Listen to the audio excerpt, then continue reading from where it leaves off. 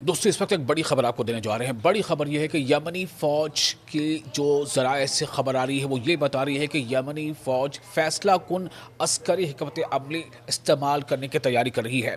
किसके खिलाफ? सबसे बड़ा सवाल ये है। ये इसी मामले से जुड़ी बड़ी खबर है जो इस वक्त अभी मिडल ईस्ट में पूरा टेंशन बना हुआ है और अमेरिका बनाम ईरान जो हालात बने हुए हैं। अगर इस बार जंग छिड़ती है तो ये मार्का ताकत के तवाज़ुन को मुकम्मल तौर पर बदल देगा, जिसमें चौंका देने वाले और खौफनाक ऑप्शंस शामिल होंगे। ये यमनी ज़राए से यानी यमन के ज़राए से खबर सामने आ रही है और एक दो टूक इंतबा इसमें दिया गया है।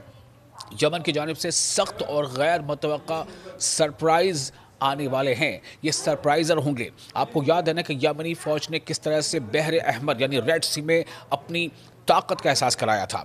और इसी से जुड़े एक और अहम खबर आपको देने जा रहे हैं। वो खबर ये है कि ईरान पर हमले के खिलाफ साबिक बरतानवी बहरी कमांडर ने वार्निंग दी है। जी हाँ, ये बरतानवी बहरी कमांडर है यानी नेवल, और ये बहरी कमांडर है, इंडियन नेवी के कमांडर हैं। इनकी वार्निंग है ईरान पर हमले के खिलाफ। उनका कहना है कि ईरान पर अगर हमला किया गया तो ये किसी भी सूरत में जो अटैकर हैं जानी अमेरिका, उसके लिए बिल्कुल ये सूदमंद साबित नहीं होगा। ये एक बहुत बड़ा जो इसमें डेवलपमेंट है। बहर अहमर का तजुर्बा अभी जहनों में ताज़ा है लोगों की। आपको याद, बहर अहमर मतलब रेड सी। आपको याद होगा कि रेड सी पर किस तरह से लगातार जब यमन के हौसी बागियों ने, यहाँ तो मामला तो सिर्फ ये था कि यमन के जो हौसी फाइटर्स हैं उन्होंने इसराइल को टारगेट किया था, लेकिन अभी खबर ये आ रही है कि यमनी जो फ़ौज है वो भी और यमन के हौसी फाइटर्स, इन्होंने खुली वार्निंग दी है कि अगर ईरान पर हमला होता है तो उसके पास कोई ऑप्शन नहीं बचेगा सिवाय ये कि पूरी तरह से वो इस जंग में कूद जाए और वो अमेरिकी मफादात को लगातार निशाना बनाएगा।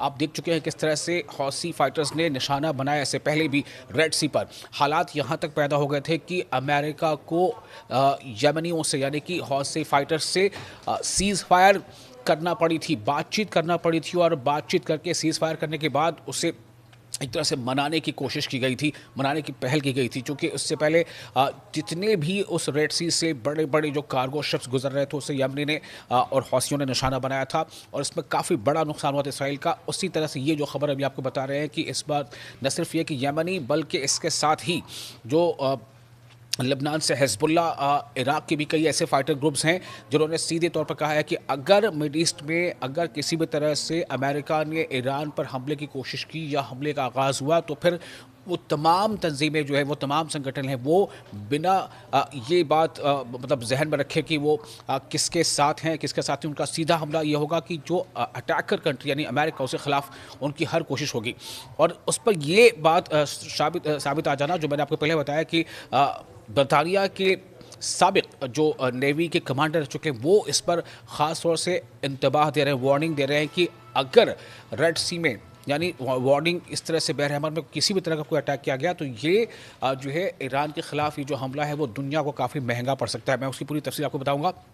फिलहाल आपको ये बता दें कि अमेरिका ने जो हौसियों के साथ वायदा कर रखा है वो वायदे की पूरी तफसील की है। आपको याद होगा मई 2025 को जो ओमान जो सल्तनत है ओमान, तो ओमान सल्तनत ने की सालसी में उसकी मीडिएशन में ये ऐलान किया गया था कि अमेरिका और हौसियों के दरमियान जो है वो सीज़ फायर लागू होगा। अब आप सोचें कि अमेरिका इस हालत तक आ गया था कि उसे हौसियों के साथ सीज़ फायर करना पड़ी थी। हालांकि उस सीज़ फायर का मतलब ये था कि हौसी फाइटर्स जो हैं वो रेड सी से गुजरने वाले अमेरिकी शिप्स को निशाना नहीं बनाएंगे। अमेरिका को इस हद तक झुकना पड़ा था कि हौसियों से जंग बंदी का मुआहदा करना पड़ गया था, क्योंकि अमेरिका को पता था कि वहाँ पर जो ताकत है हौसियों की वो ज़बरदस्त है और बग़ैर उनको मनाए वो अपने मफादात को तहफ़्फ़ुज़ फ़राहम नहीं कर सकता।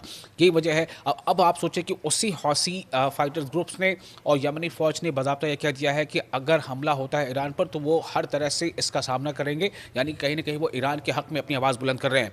तो वो जो अमेरिका के साथ मुआहदा हुआ था, मुआहदे के मुताबिक दोनों फरीक एक दूसरे को निशाना नहीं बनाएंगे, ख़ासतौर पर बहर अहमर यानी रेड सी और बाबुल मंदब में अमरीकी और तजारती जहाज़ों पर हमले नहीं करेंगे। ये उस वक्त मुआहदा था, लेकिन अब हौसी फाइटर्स का कहना है कि वो उन तमाम शिकों को, माहदे को वो भूल जाएंगे जो अमेरिका के साथ किया गया था। चूँकि अमेरिका जो है अब खुद इस पूरे खित्ते पर जो अरब खित्ता है या मिड ईस्ट है जैसे हम मिडिल ईस्ट कहते हैं या मध्य पूर्व कहते हैं, उस खित्ते पर अमेरिका हमलावर हुआ है। इस माहदे के तहत अमेरिका ने हौसियों के खिलाफ फ़िज़ाई हमले और बमबारी रोक दी, खासतौर पर वो हमले जो अमेरिकी या गैर मुल्की जहाज़ों को निशाना बनाने के जवाब में किए जा रहे थे। लेकिन हौसियों के वादे क्या थे? हौसियों ने इस बात की ज़मानत दी कि वो अमरीकी बहरी जहाज़ों या अमरीकी अहदाफ को निशाना नहीं बनाएंगे, जिसके नतीजे में अमेरिका ने अपनी अस्करी कार्रवाइयाँ मुअत्तल कर दी थी।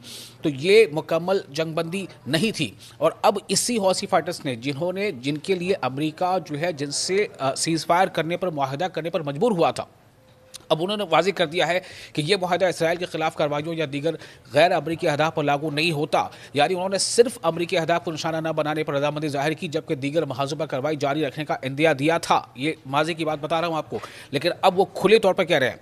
अब आप सोचें कि ईरान पर हमले के खिलाफ साबिक बरतानवी बहरी कमांडर की वार्निंग है। वो क्यों, वो क्या कह रहे हैं? उनका कहना है कि बहरे अहमर यानी रेड सी का तजुर्बा अभी जहनों में है।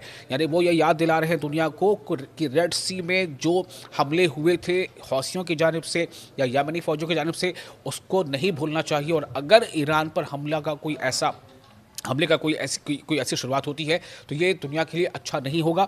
बरतानवी बहरिया के साबिक कमांडर यानी एक्स कमांडर जिनका नाम है टॉम शार्प ने ईरान पर किसी भी हमले के मुमकिना नताइज से ख़बरदार किया है। उन्होंने अस्करी ख़तरात के तजज़िये में, जिसे वो यमन कॉम्प्लेक्स कहते हैं, इसको मद्देनज़र रखने पर जोर दिया है। ये इस्तिलाह हालिया अमरीकी और मगरबी तजर्बात के लिए इस्तेमाल की गई है जो बहरे अहमर में पेश आए।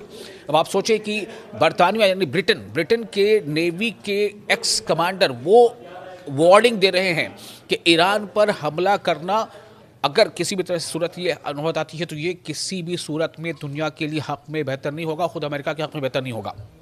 टॉम शार्प के मुताबिक, टॉम शार्प जो बरतानिया के एक्स नेवी कमांडर, उनके मुताबिक बहरे अहमर यानी रेड सी में अमरीकी और मगरबी अफवाज को जिन मुश्किलात का सामना करना पड़ा वो अब वाशिंगटन और कई मगरबी दारुल हुकूमतों में मुस्तकबिल के खतरात नापने का पैमाना बन चुकी हैं। उन्होंने कहा कि ड्रोन से बचाव के लिए बहरी मशक़ें और फौजी तैयारी दरअसल अंदरूनी हम आहंगी और दिफाई तैयारी को तेज़ और बेहतर बनाने के इक़दाम हैं।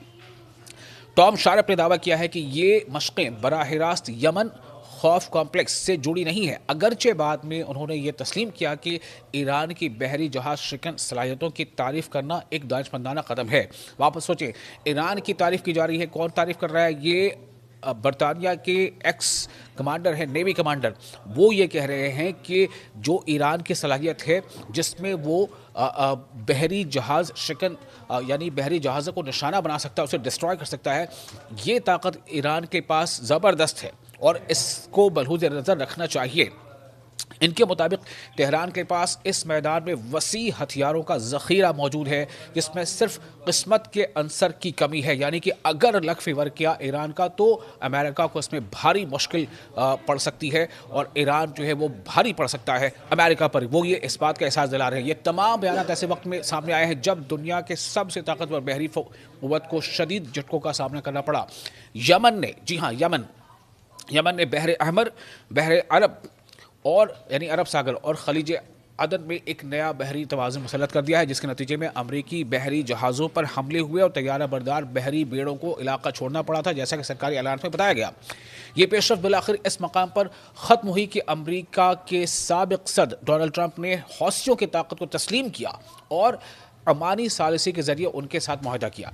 तो एक बार जब डोनाल्ड ट्रंप इसका मज़ा चख चुके हैं, उन्हें एहसास कराया जा चुका है हौसियों के जानिब से कि अगर रेड सी में कोई बादशाह है, रेड सी का कोई कलंदर है, रेड सी का कोई अगर बाजीगर है तो वो है हौसी।